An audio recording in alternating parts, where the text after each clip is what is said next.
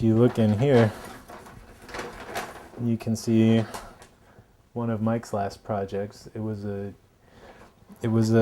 kind of performance art piece where he jumped on top of our bookshelf and knocked over Katie's favorite hand-painted ceramic Elvis.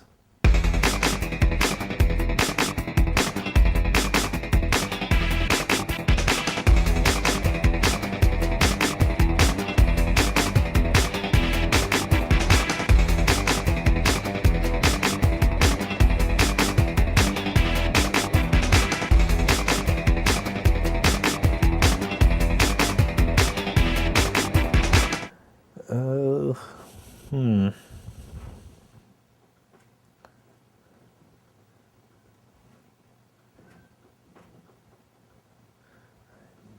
What else I was talking about? Oh my god. This used to be the knitting/craft room. Now it's a total disgrace, basically. I've pretty much taken over it and turned it into my movie studio.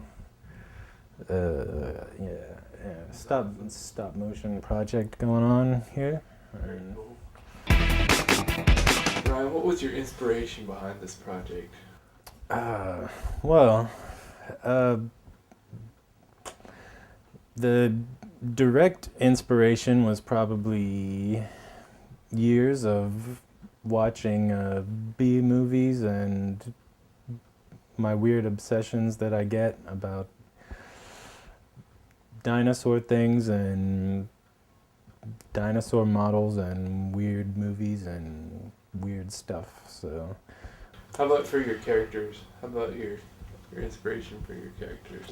for the characters, well, the two-headed dinosaur kind of symbolizes the kind of dual nature of one's own voice and the counter voice that I think most people have. That maybe one thing you want to do, one side of you wants to do something, and the other side like talks you out of it, and there's always like that back and forth. I guess it would be a monocular septopus, but originally I thought I came up with the idea of a cycloptopus, which would be a one-eyed octopus. When I Googled it, there are already like 3 cycloptopuses in the world, so I cut off 2 legs and made it a septopus.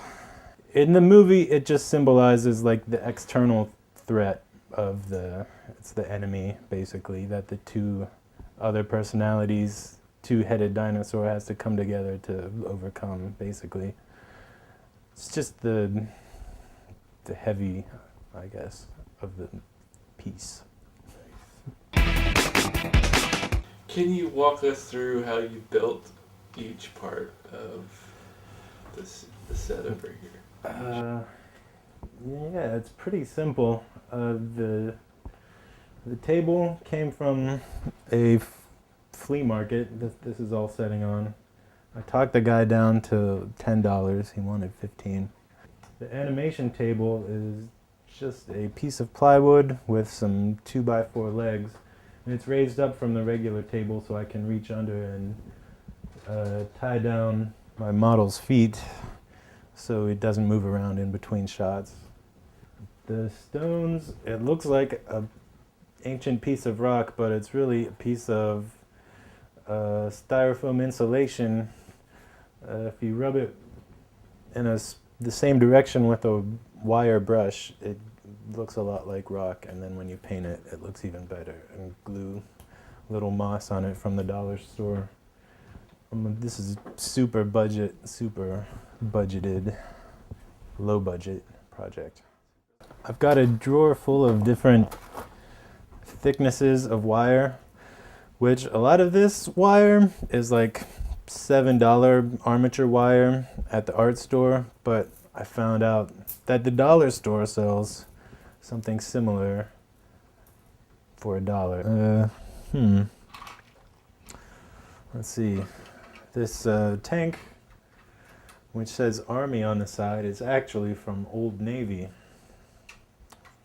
from the checkout line for $3.99.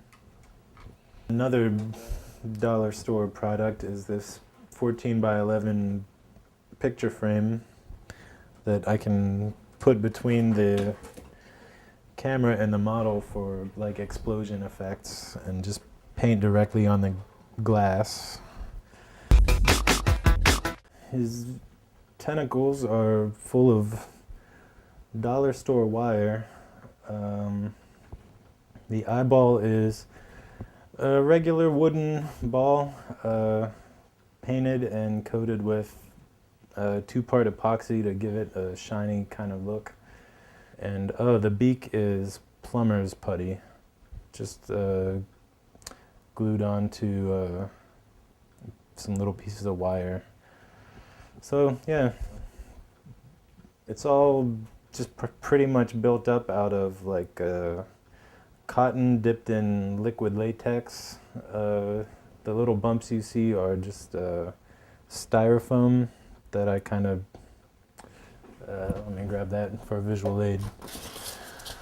Piece of styrofoam, if you can twist the little pellets off of it and dip it in paint and just stick it right to, and it dries and looks like a textured thing.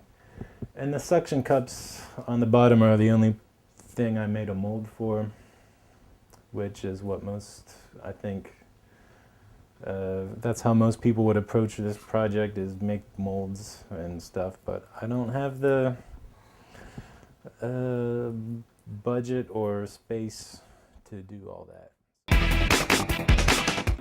Any ideas for your next stop motion feature? Anything for people to look forward to seeing? Well, if people like this one, I can think of other adventures for a two-headed dinosaur to get into.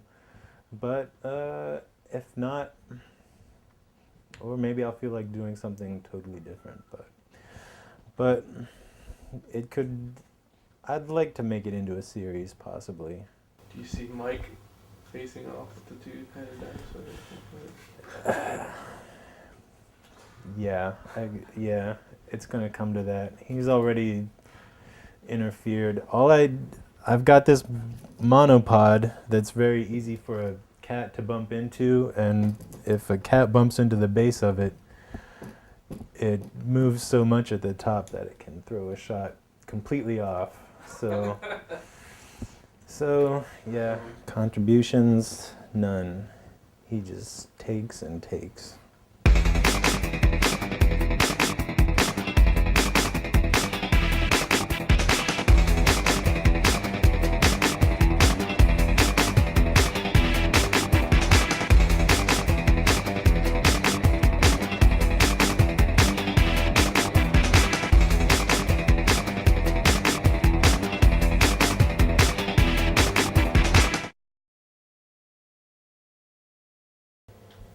It's not usually this messy.